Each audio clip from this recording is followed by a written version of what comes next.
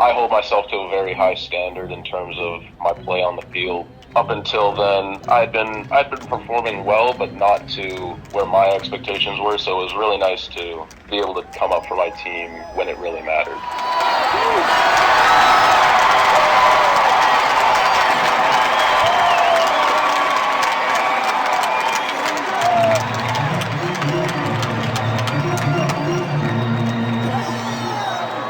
Welcome to episode 190 of Alberta Dugout Stories, the podcast. I'm Joe McFarland. There is no shortage of storylines this time of year in baseball in our province.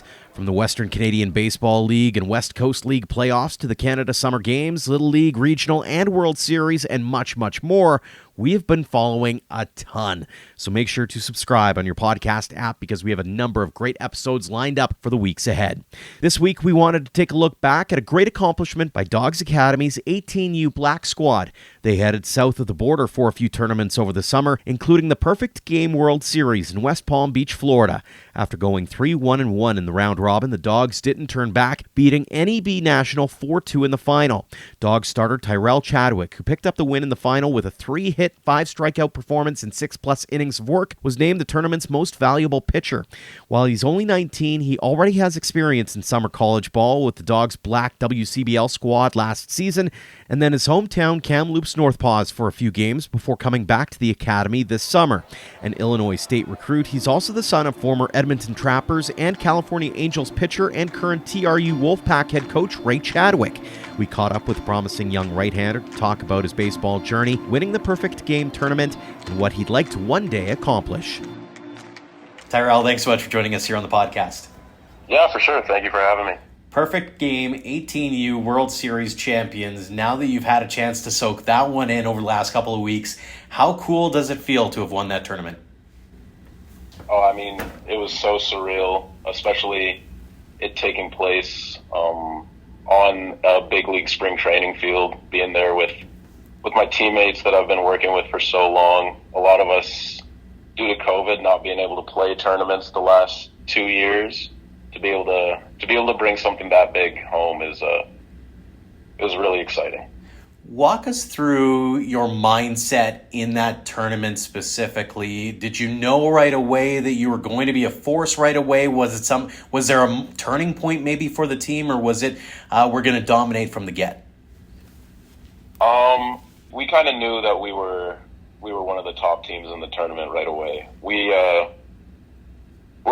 being able to play all year round in Canada, despite the weather up here, obviously separates us from Canadian teams a lot of the time, but a lot of the high school teams in the States, they don't play together all year round, and I think that was something that we gave us an edge for sure, just a camaraderie between our team that wasn't necessarily there between a lot of teams that had only been together, say, a month or two versus us who had been playing together all year. What's so special about that group of guys and specifically about the performance that you put together during that tournament? I mean, we had a lot of guys that maybe hadn't been having the best year up until then step up for us big time. We're an extremely talented team, but we're also incredibly young outside of myself and a couple other seniors. So to be able to see some guys that still have 2-3 years left in the program come up really big for us, it was really special to see.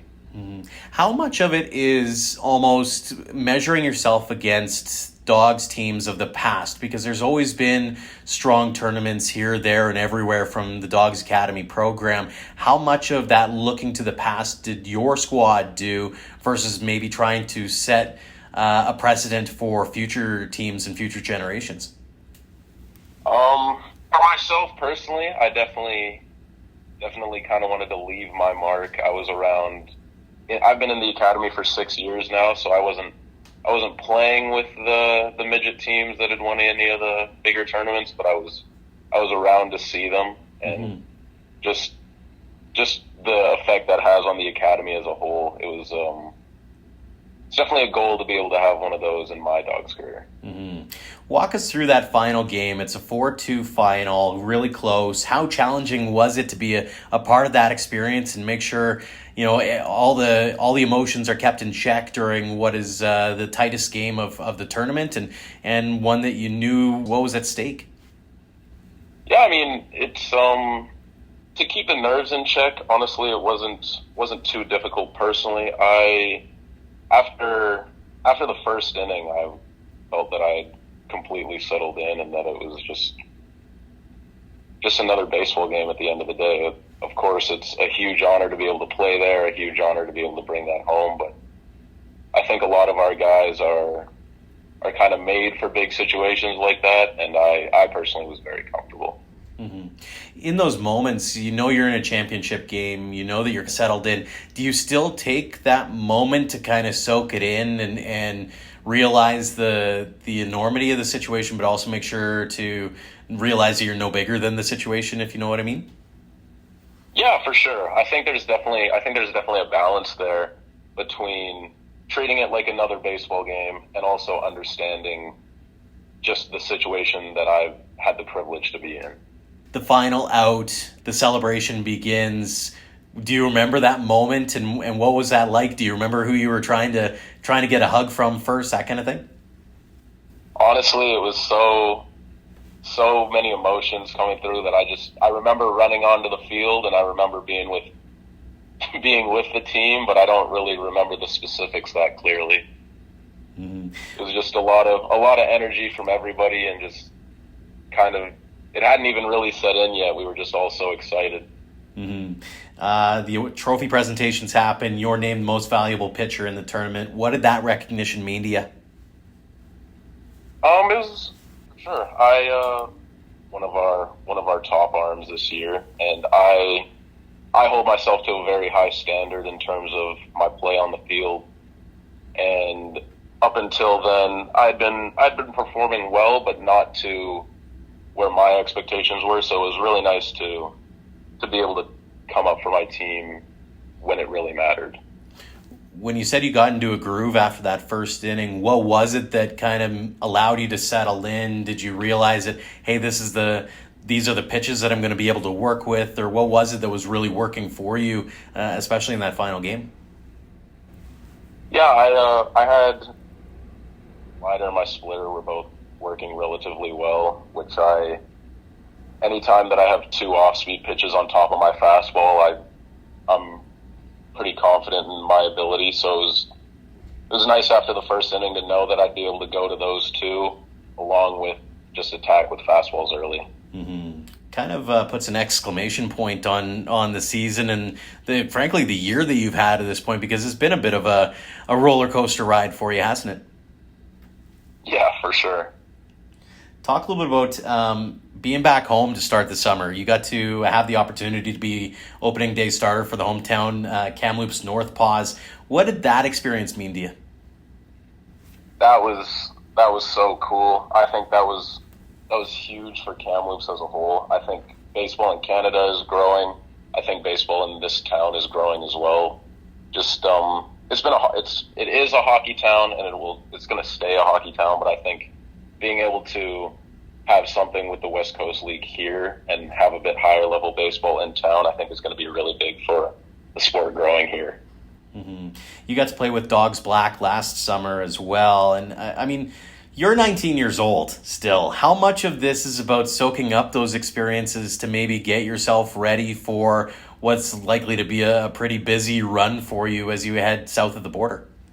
Yeah, I mean, I think being able to pitch in those situations will be big for me come university. I think a lot of high school guys don't have the opportunity to pitch with pressure, so to speak, up until, or at least not that much on that big of a stage before they get to university. And I think the Dogs have been able to put me in situations like that over the years that I think when it comes down to it, if I am put in that situation once I'm down at school, that I'll be ready for it. Mm-hmm. We've talked a little bit about Okotoks, but as mentioned, you're originally from Kamloops. It's where you were born and raised. Talk about your beginnings in baseball.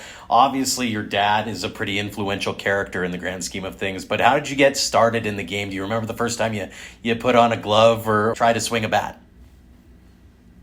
Honestly, it was my dad's been coaching at TRU in Kamloops since the year I was born, so it's so far back that I don't have one specific moment that I remember above the others in terms of my first interaction with it. It's been my life forever. So that's kind of when I think back to growing up from a young age on, a lot of my memories are at the baseball field. Mm-hmm. Did you ever feel any parental pressure to play the game? Like, were you in love with it right from the get-go, or was it something where you're kind of like, okay, I guess I'll play, Dad, and then it kind of grew on you eventually? Honestly, no. It's always been something I wanted to do, and he's been really clear about when I was younger, especially, that if it wasn't what I wanted to do, that there was no pressure from him to do it. That if it was what I loved, that he would support me and that I would have his guidance along the way. But if I wanted to go along another path, that there was no pressure. You kind of alluded to it earlier. Talk about growing up in the baseball scene in Kamloops. What was it like? What was the atmosphere like? And when did you realize that maybe there was a future in it for you?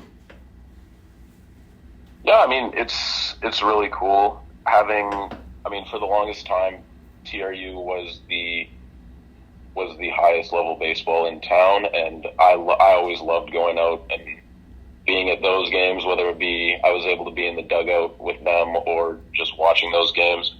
When they would host playoffs and Norbrock Stadium would fill up, just the energy there and having what felt like the whole town behind it was very surreal. So being able to do that this summer and having that stadium fill up for a team that I'm playing on now has been really cool.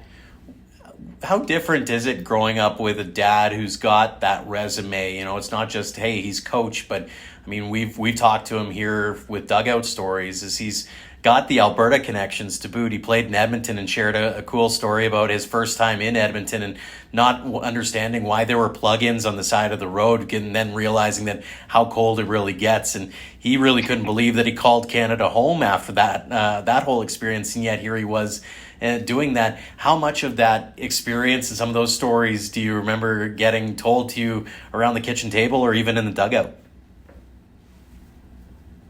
It's interesting. He typically won't talk about his professional career or anything leading up to or after that, unless I explicitly ask about it. So a lot of those stories don't come out unless I hey, do you have any crazy stories about when you were playing here or when you were playing here? A lot of the time it'll just be specific stuff, whether it be mechanically with what I have going on or just it's typically more around how I'm playing rather than stories from his past. Speaking of, how key has he been in being able to help guide you in trying to reach that next level? What kinds of advice and wisdom has he been able to impart on you that you've been able to really hone in on and make sure that you set your own path forward? Oh, it's been huge. He trusts the coaches at Okotoks to take care of me and to guide me where I need to go. But a lot of the time it's just little things that he'll be able to tell me just from watching a few at bats or watching myself on the mound for a few innings that always make a big difference in the long run. Mm-hmm. Speaking of Okotoks, how did that opportunity all come about for you? He has known the coaching staff. My dad, has known the coaching staff for quite some time. And after my 13U year here in Kamloops, they offered to have me come down there and play in the academy. And with the level of baseball that they play at, it was just originally being that young, I I didn't move from home right away, so I would stay at home during school and then just go down there for the summers. But it got to a point where that was like my second home, and that my parents were comfortable to send me there full time. Did you have any trepidation going in? Like you said, you're still a young kid, traveling a good chunk of time away, 8 hours-ish, driving all the time. Was there a little bit of like, are we sure this is the right choice, or were you pretty gung-ho and ready to go the minute that you stepped foot on the fields here in Okotoks? I was always very much ready to do it. I was comfortable leaving the nest pretty early on. It was a matter of getting my mom on board was the biggest part. She obviously didn't want me moving out at that young of an age, but she understood that it was what was best for my baseball career, and she allowed me to do it. What did that program mean to you? I mean, you're still just barely freshly out of it, but as you look back on the last 5, 6, 7 years here, what's it meant to you, not only as a baseball player, but also as with your development as a human being? I mean, we spend upwards of 3 hours at the field a day, essentially, all over the off season and throughout the season. So it's one of the biggest parts of my life, obviously, and it's really like a second family. It's like all of those guys. The amount of times I'll have conversations with guys that I didn't even personally play with, but have gone through the academy before me, or we're finishing up in the academy when I first got there. It's really just like, it's a family. Mm-hmm. Talk a little bit about some of those influential characters there, and give us a few names of people that have really meant a lot to your development. In terms of coaching, I mean, it goes all the way across the board between Tyler Hollick, Val Haldobler, Jeff Duda, Lou Pote, Bretton Guthrow.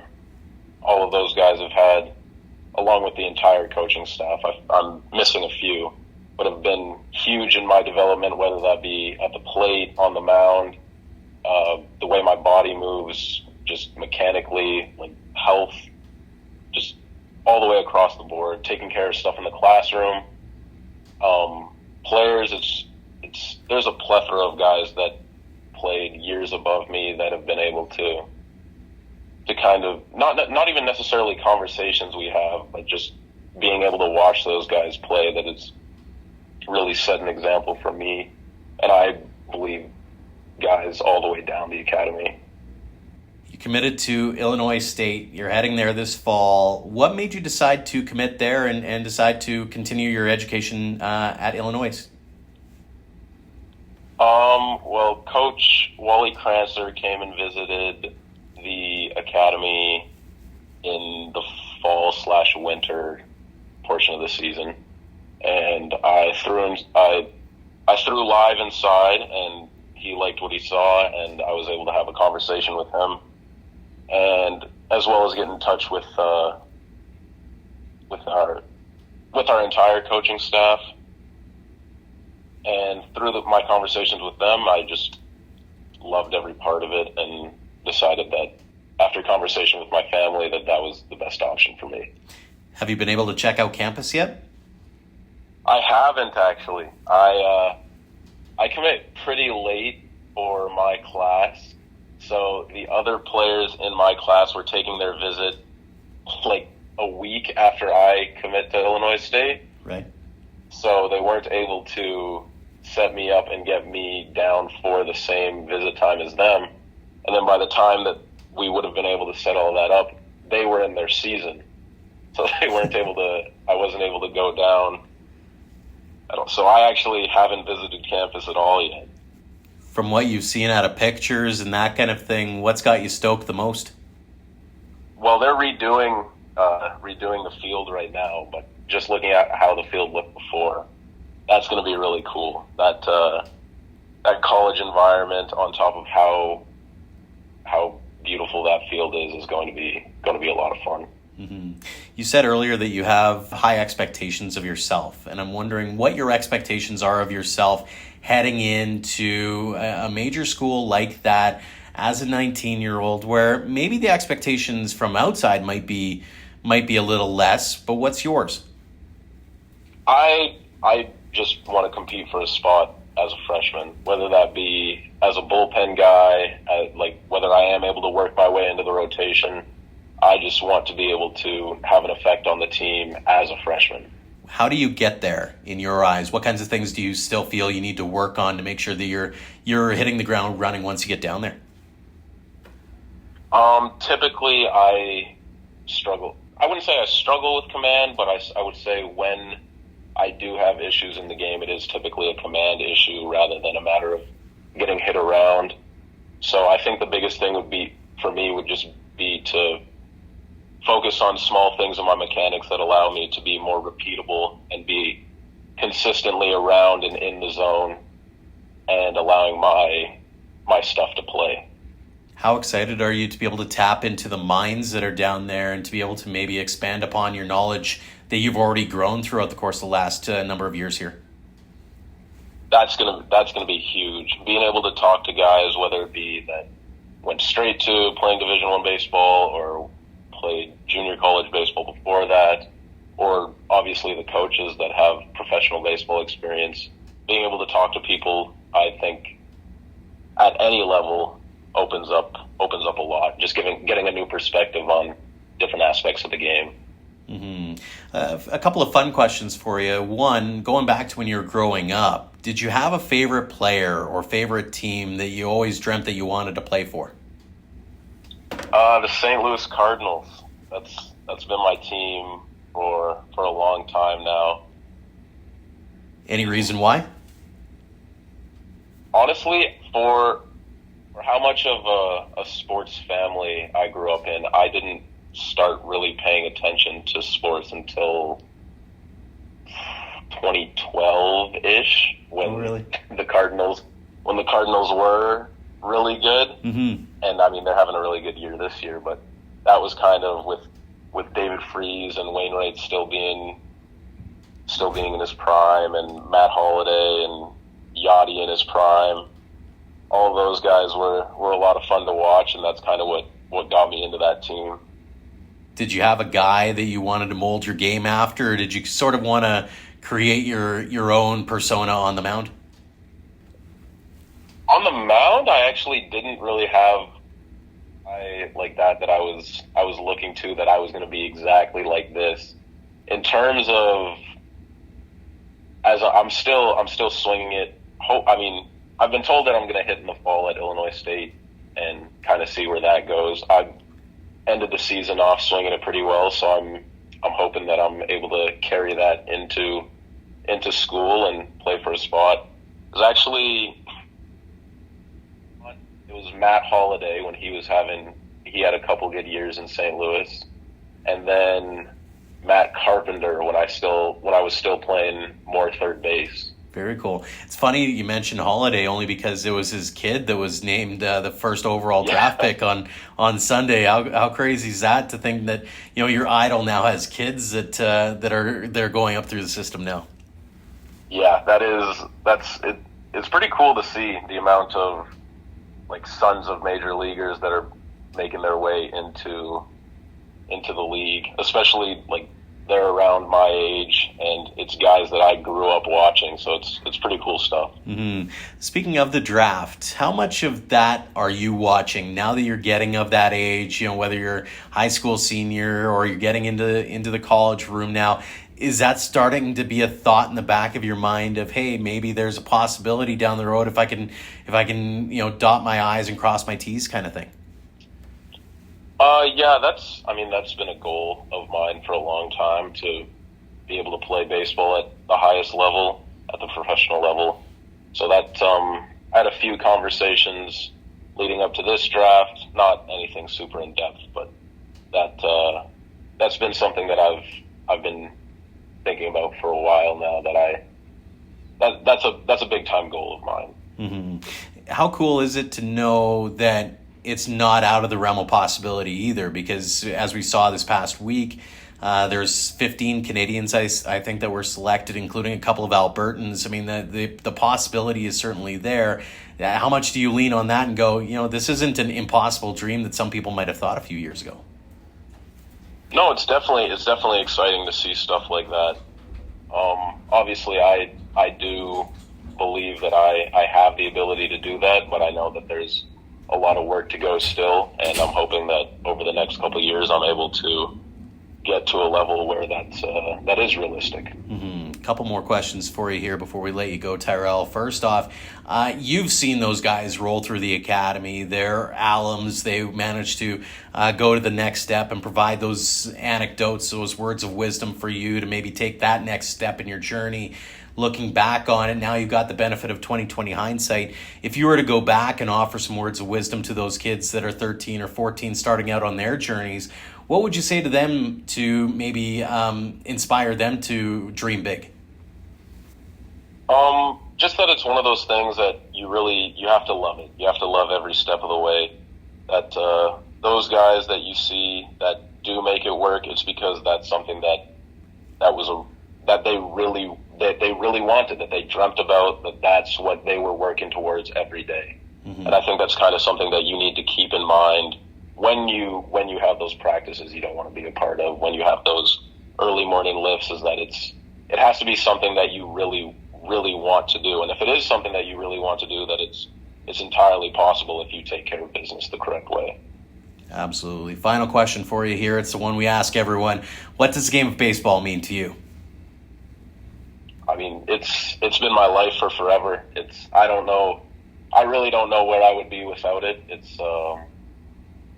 hard to articulate, really. It's been a part of my life, like I said early on, that literally since I was born. So to be able to continue to do that and to be able to do that at a high level has been a huge part of my life, and is something that I hope I'm able to continue for a long time. We hope so as well, Tyrelle. Congratulations on not just the success that you had at the Perfect Game 18U World Series, but all the success you've had to this point, continued success going forward as you head to Illinois State and beyond. Thanks so much for sharing your story and joining us here on the podcast. Yeah, for sure. Thank you for having me. Thanks again to Tyrelle Chadwick for joining us this week, and thanks to all of you for downloading and listening. A big shout out as well to our Platinum supporters for all they do for us and for baseball in Alberta. We'll keep it really short this week and simply tip our caps to the Okotoks Dogs and AHP Academy. If you'd like to learn more about all of our teammates and how to get involved with your organization, head to albertadugoutstories.com. Until next time, thank you for all your support online, on social, and on air of Alberta Dugout Stories.